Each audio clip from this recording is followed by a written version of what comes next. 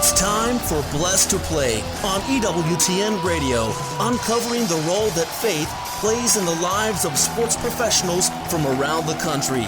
And now, here's your host, Ron Meyer. Fire, score! My guest today is Drew Haddad. He played in the NFL for the Indianapolis Colts, the Buffalo Bills, and the San Diego Chargers. Before that, he played in college at the University of Buffalo, where he'll go down as one of the best wide receivers in the history of that university. Here to tell his story about playing competitive football and also his life of faith is Drew Haddad. Drew, welcome to the show. Thanks, Ron. Appreciate you having me on. Well, Westlake, Ohio, near Cleveland, so you had all your athletic pursuits in that area of the country. Talk about your family, how you got involved in sports, and just your love for playing the games. Yeah, I started at an early age. We my brother and I had an older brother. We always were outside in the yard. We were always playing at the park. We were trying to do things. And my father was actually a wrestling coach and a football coach at the local grade school. So we got involved early. We were always competitive. As luck may have it, both ended up playing together in high school at St. Ignatius. He was 2 years ahead of me.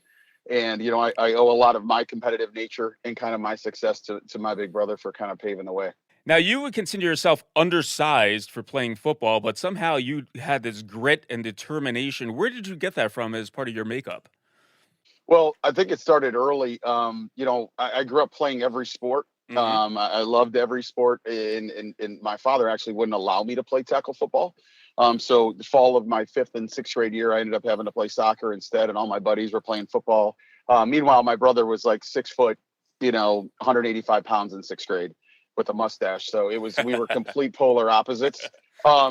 So I kind of saw what he was doing and the success he was having, and it kind of lit a fire in me, to be honest with you, to prove people wrong and to outwork them.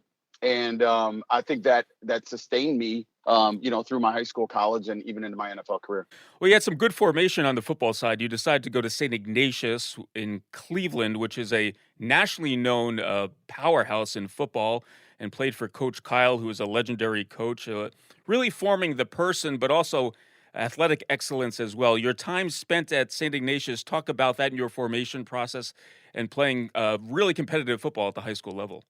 Yeah, we were very blessed during my time at Ignatius, not only to have a legendary, football coach, but I had a bunch of unbelievable teammates that came together, and stayed on the same course for those 4 years. And we compiled a 41-1 record in my 4 years, and we had 3 state championships and 2 national championships. So got to play with my brother, like I said, my sophomore year, his senior year.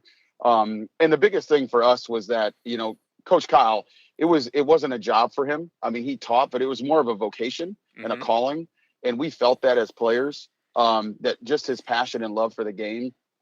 And that's something that I tried like emulating myself and still try doing to this day when I'm coaching and trying to help people out as well. But I think it's something that we were very blessed to be a part of that. And he always, praised, or basically talked about, three aspects, being prepared mentally, physically, and spiritually.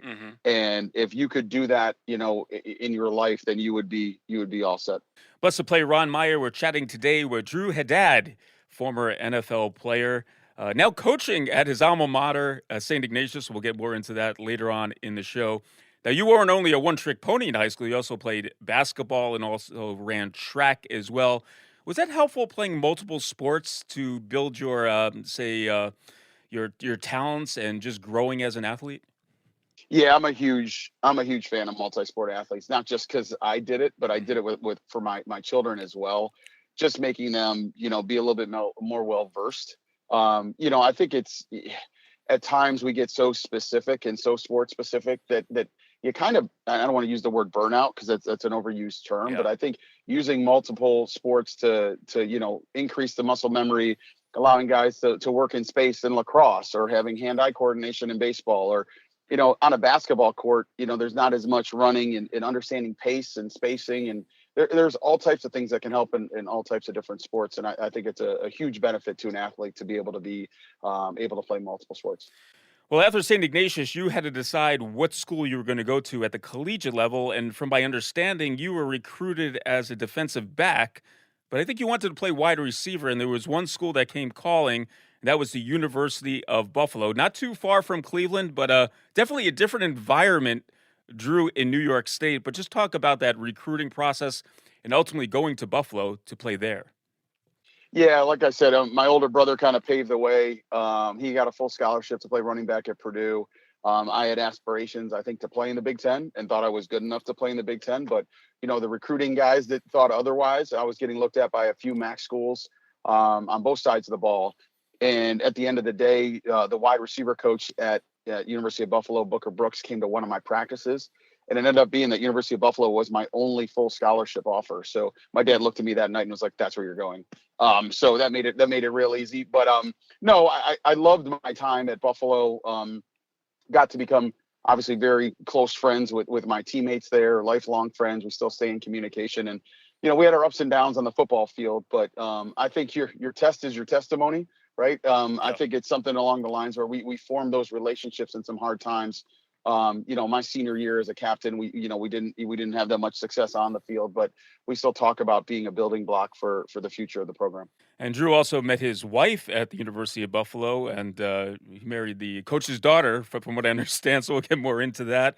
His wife, Colleen, and sophomore season, Drew, 67 catches. Wow, I guess you were the go-to guy, huh?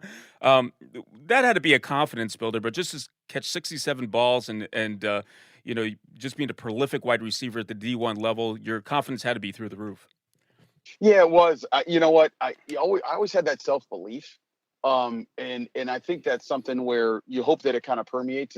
Football's the greatest team sport there is. I'm not shy about saying that. You need the little guys, the big guys, the fast, the slow, whatever. But being able to go out there my sophomore year and contribute and help the team as much as I did was a really good feeling for me. And it kind of solidified my mindset on where I was at.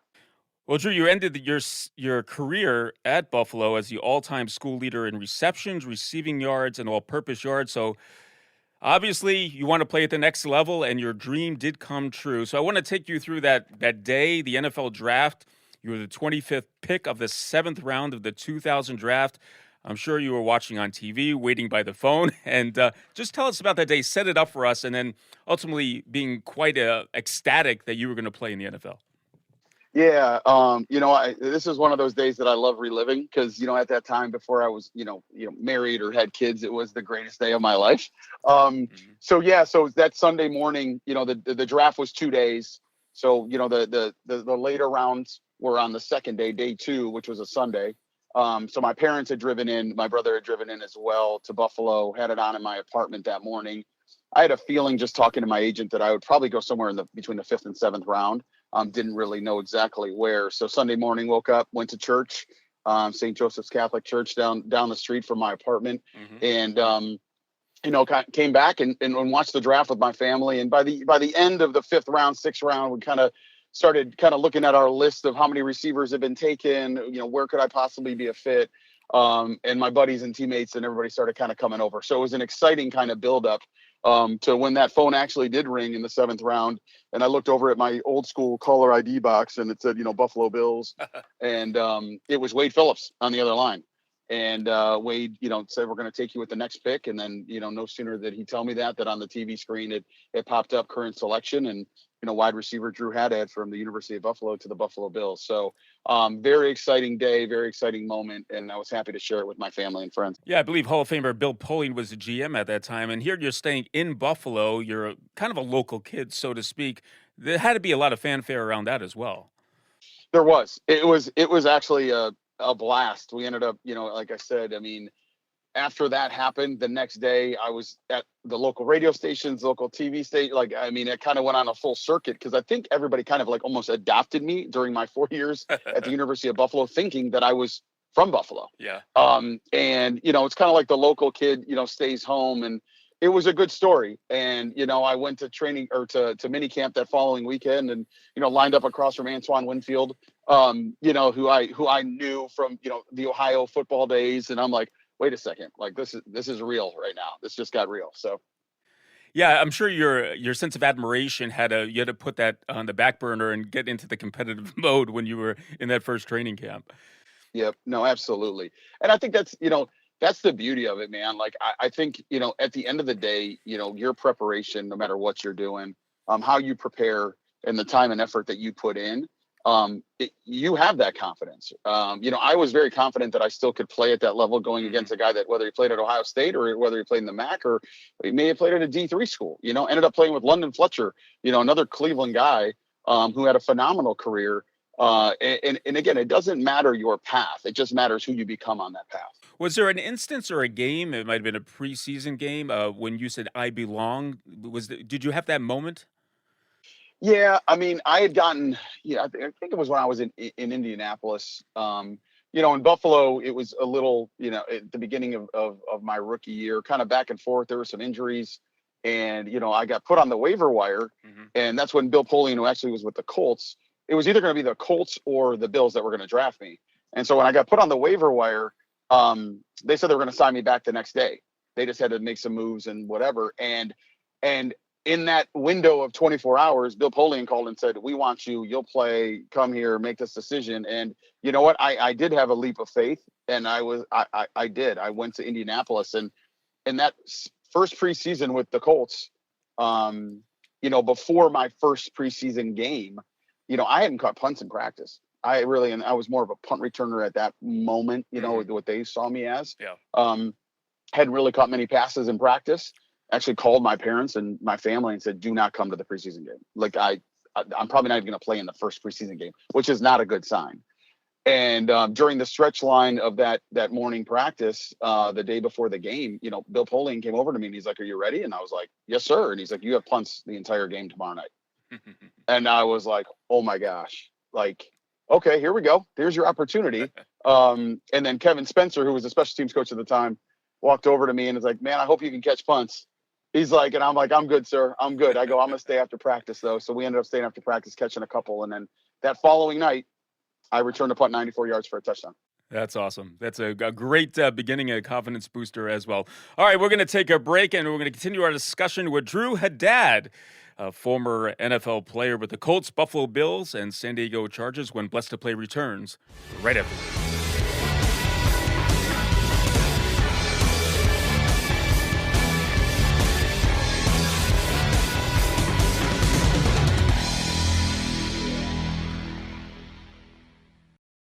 Jesus had some pretty direct words about the poor. I'll sum them up for you. If you don't serve the poor, you will go to hell. Ouch, that stings. But those aren't my words, so don't kill the messenger. Read Matthew 25. Jesus' entire summary of the final judgment has to do with how we treat those in need. A heart that's unmoved by hunger, nakedness, homelessness, and thirst can't enter the kingdom. Thankfully, it's not too hard to do something about it. Go online and give regularly to your favorite charity that serves the poor. The internet has brought them to your doorstep. Carry gift cards to supermarkets and fast food places to give to the poor in street corners. And if you're able, join a local charity in a hands-on way. Getting to know the poor up close and personal reminds us what's most important in life and what's not. We need the poor more than they need us. This is Chris Stefanik from RealLifeCatholic.com on EWTN Radio.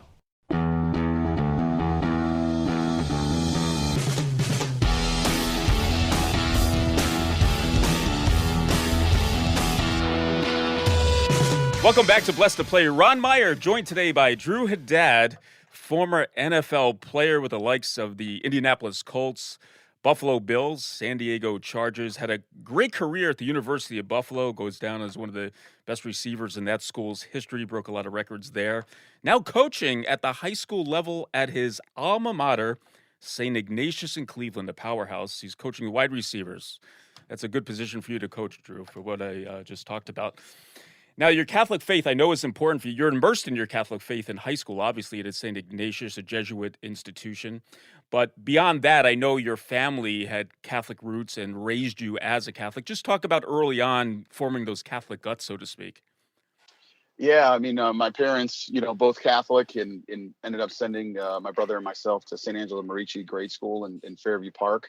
And ended up obviously going on and getting 12 years by going to Ignatius and getting, 4 years of high school education as well.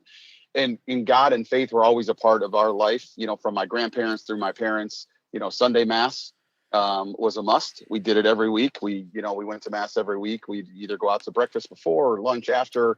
And it was a family day. I mean, that was the Lord's day. And that's what we made special for us, and had family and friends around all the time. And that's something that really meant a lot to me, especially as I left St. Ignatius High School and went to Buffalo. There was only a few guys on the team that went to Catholic high schools, which was a surprise to me. And, so pregame mass, when they had the mass, it ended up being a couple of us. And I didn't know at the time, but my future father-in-law was one of those coaches that would be in that mass as well. And that's where I think God kind of brought me together with him and my wife, and I think it's, God always had a plan for us, and that's where it all came together. Yeah, that's a great story. So your wife, Colleen, dad's coaching you. He's Catholic. He sees you at mass. It had to be a tough adjustment too, because you're coming from Cleveland.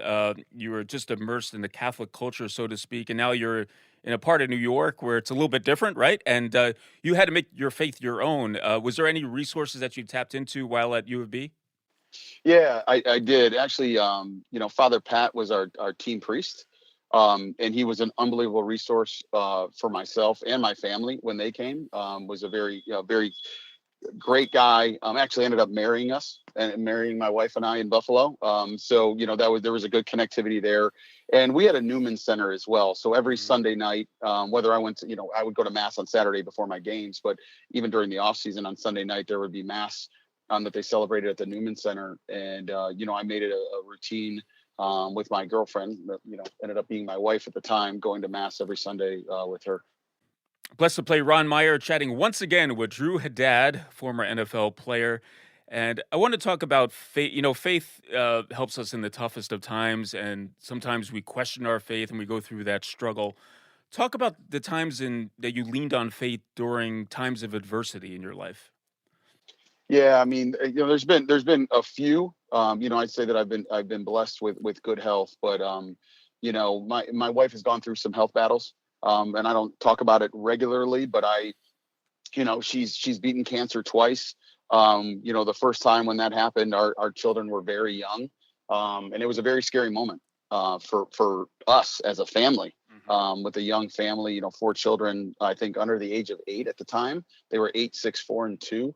And we had to lean into our faith. And I think the foundation that I had and that my wife had in our faith really helped us during that time. And I think that's something where we as believers we put it in God's hands, and we had to trust his plan, and had to trust his will would be done. It's interesting as we go through life. A lot of it is focused on achieving, but our own mortality hits us in the face at different parts, right, of our life, and we have to come to grips about what's our purpose here. What are we doing here? What is God's true plan for our lives? And it's ultimately, we're really building our soul for the next life, right? And we're going to go through this pruning process, if you will. And some of that happens during sports. We go through times of success and adversity in life. We go through the same. Do you find that sports helps you to prepare, and your early formation as a Catholic help you to prepare for the bigger challenges in your life? Absolutely. Absolutely. I think it's something along the lines of the discipline of it. Right, the routine of it, the habits that you form. And like I said before, what Coach Kyle taught us was, academically, athletically, and spiritually when you're in high school. And it goes the same for your work life. Like, it's your job. It's the way you take care of your body. It's what you put into your body. It's the spiritual exercises that you do to keep yourself sharp. It's the routines that you do. Again, the habits. Those are all things that are, I think, continue to form you, so that when those challenges hit, right, and when the waters do get rough, that you remain focused on Jesus and his plan, and nothing can set you off course. Yeah. So when your wife was going through these challenges and dealing with cancer, and there's an uncertainty around it, did you feel that your faith was kicking in, or how did you handle that on a spiritual perspective? I did. I mean, initially I was mad. I was angry. There was a lot of questions, just like, it happens, in those moments, you just don't understand why, but it's not our place to understand why. And that's what I really needed to be better at practicing and be more intentional with that. So there was definitely a discernible moment for me. and for my family and my wife. And that's when, again, we decided to just put it in God's hands, pray and be strong and get to the other side. Well, I don't want to leave our audience hanging. How is your wife, Colleen, doing as we speak today? She's great. She's doing outstanding. Again, she beat it twice. She's healthy. Great. Just feeling very blessed right now that she's healthy and cancer free. Blessed to play Ron Meyer chatting today with Drew Haddad, a former NFL player and now coaching at St. Ignatius, his alma mater. And now you're in a coaching role, a mentorship role. And what a coaching staff at St. Ignatius. You have Elvis Gerback, an NFL quarterback, coaching the quarterbacks probably. You're coaching the wide receivers. So talk about what is your philosophy approach to coaching athletes at the high school level? Yeah, after about 15 years of coaching at a Catholic grade school, St. Raphael's in Cleveland, I got asked a little over a year ago if I would help out with the wide receivers. And again, I feel blessed to be able to say that I'm doing it and I'm giving back. But I think the biggest thing as a coach, in my second year right now is just helping them understand and helping the players understand the development side of the game and what the game can teach you. They're always, playing hurt is one thing. Coaches talk about all this other stuff about grit and toughness. But again, I was a big guy on preparation. I was a big guy on being over prepared. I was a big guy in saying that, I got lucky from time to time because that was the preparation that went into it. And the opportunity was at the right time for me to take advantage of it. And so at the wide receiver position, whether your quarterback's all state or whether we're running the ball the entire time, how do you approach the game, mentally? How are you approaching the game and preparing during the week so that when Friday night, when those lights come on, that you're ready to go and you can just let loose? Well, I want to talk about your approach as a parent to having a competitive athlete and the proper way of going about that. I have a daughter who is a competitive athlete, and I think parents, we could all fall into this trap of living our lives vicariously through our sons or daughters. But there should be a healthy perspective in the way you're encouraging them. And, there's so much pressure on them, too. Parents want them to get the scholarship, so on and so forth. You have a couple of sons who are playing collegiate football at a very high level.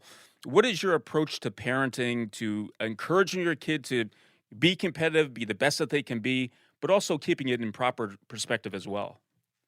Yeah, absolutely. I mean, I think going through grade school and high school, my eyes were kind of open to their experiences, even with me coaching them or not coaching them, just to see the involvement, or I should say the over involvement of parents in the athletes' experience. I think it's very beneficial for these young athletes to learn and grow on their own. Now, mind you, my kids leaning on me, it's a little different. They can ask me questions. I don't have all the answers. But I think, given my experience, being able to help them and blessed to say that two of my sons are playing in college and my other one's, a junior in high school who has, multiple college offers. I want to make sure that they know that I'm there, number one, to support them. Okay. And I'm also, going to be there for positive and negative reinforcement, right? It's not all, my son should be doing this or my daughter should be doing this. It's a matter of like, what did you do? How did you do it? What did you prepare? How can you get better? Right. So asking those questions pre and post performance, I think, is a great way for them to kind of evaluate, learn, and grow. And that's something that I've taken into, my parenting role with my children, to ensure that they know, there is development in this. And that's the most important thing, is that how they develop as a player. Yeah, and I think, one of the reasons why I started this show is I have this saying that our talents don't define who we are, they define what we do. And there's more to us than our talents. I'm sure your faith has something to do with the way you mold your kids in the athletic sense as well.